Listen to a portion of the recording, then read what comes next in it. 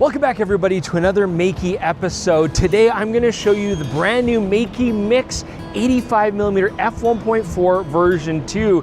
I'm really excited to play with this lens because this happens to be my favorite focal length of all time. I just really love the 85mm look.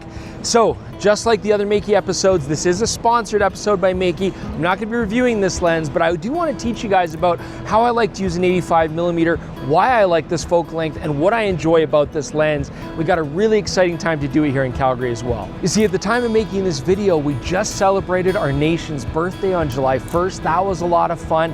And now here in Calgary, we've got the Calgary Stampede beginning. You can see all the crowds behind me here letting out. We just had the parade, and this is the start of the greatest outdoor show on earth. We're talking rides, we're talking lots of fun, lots of concerts, and so it's a great opportunity to go around here and maybe get some street portraits and have some fun. I'm Chris Niccolls, this is PetaPixel. Let's learn about this lens.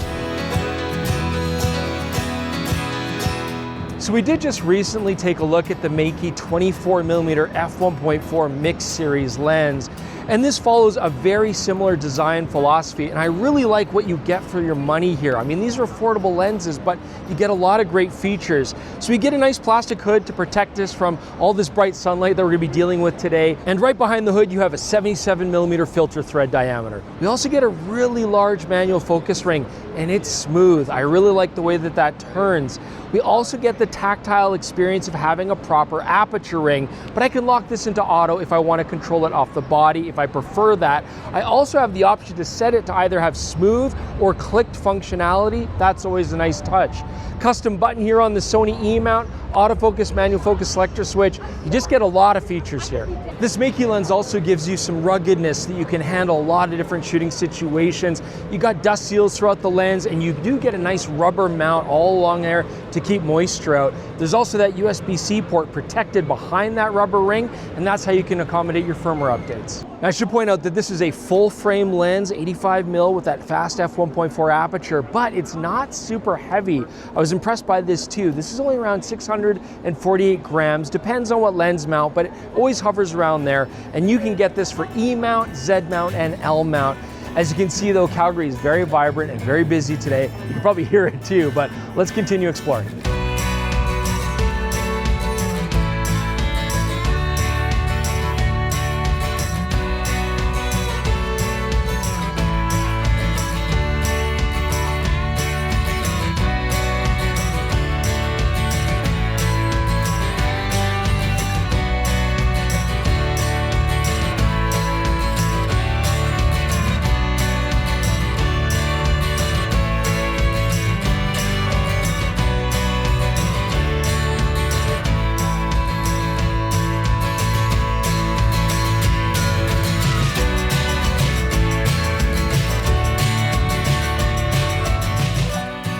So there's just something that I love about the 85mm focal length. Now, classically, we use these as general purpose portrait lenses.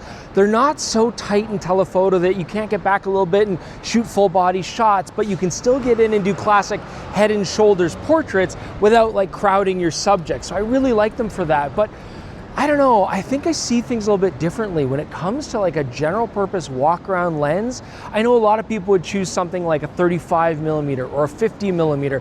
Those are great versatile choices, but I just tend to see the world through an 85mm. I like the frame that it gives me. I like that it's a little bit tighter, tends to simplify things, and especially with a lens like this, it often gives you shallow depth of field. That 85mm focal length coupled with that f1.4 aperture means that I can totally blow the background out and simplify the photo even further.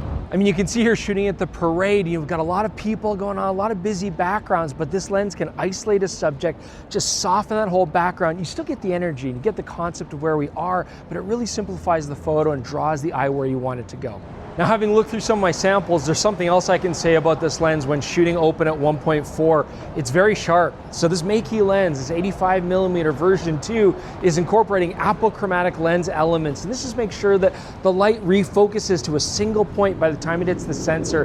This gives us really good detail and clarity, nice sharpness and contrast. And so I'm happy to shoot this wide open. So as you can see, I'm using the Sony a7R5 here. You know, this is of course supporting E-mount fully. In a street scene like this, you got a lot of faces, you got a lot of eyes, a lot of people. So You know, the Meike lens is supporting Sony's real-time tracking really nicely. It's supporting full face and eye detect, and it uses a hyper STM motor. So what I'm finding is nice, quick focus. I'm not waiting and there's no delay, but it's also tracking really nice. It's working fully compatibly with the Sony system. So I'm getting good success out here. I want to take a little bit of time to talk about the bokeh on this lens, the profile of it, because it matches my aesthetic that I really like nowadays. When I was first starting out photography, I didn't really like the cat's eye effect. I would often comment on it in a negative way, but I've really changed my mind on that. And now I like lenses that give me the versatility to, as you can see here, shoot wide open at 1.4 and get that nice swirly cat's eye effect. I think it works really nice on a portrait of Levi here, where it just gives visual interest surrounding him. But if I stop it down to f2.8, I get those nice round specular highlights, and so I have the option to still get shallow depth of field, but choose the look of the bokeh how I want it to be.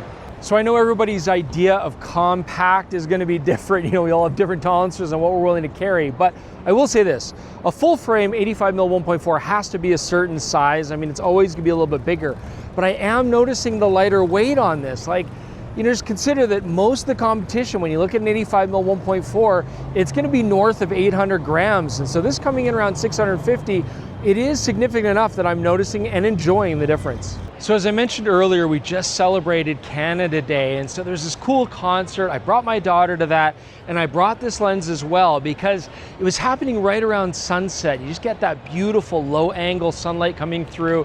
And so I wanted to test this lens out to do like backlit portraits. I mean, that's something a lot of people love to do. And she's got great hair for this. It's like all fiery red and, you know, it's going all over the place, and it really catches that rim lighting.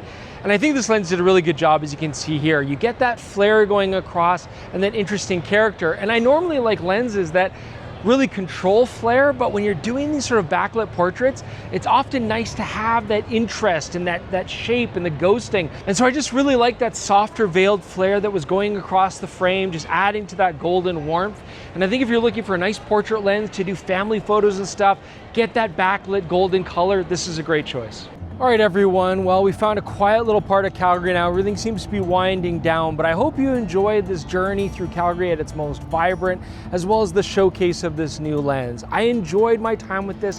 I like the photos that I got out of it. It is lightweight, it's full featured, and that really makes it fantastic value for the dollar. So if you're looking for your next 85mm f1.4 lens, this is absolutely worth taking a long look at.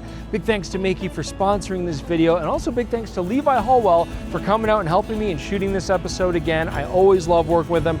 A big thanks to you guys for sticking around. Leave your comments below. We always appreciate the feedback. Do check out the PetaPixel podcast right here on this exact same channel, or listen to it on all your favorite podcasting apps. Thanks for joining us. We'll see you with more on PetaPixel.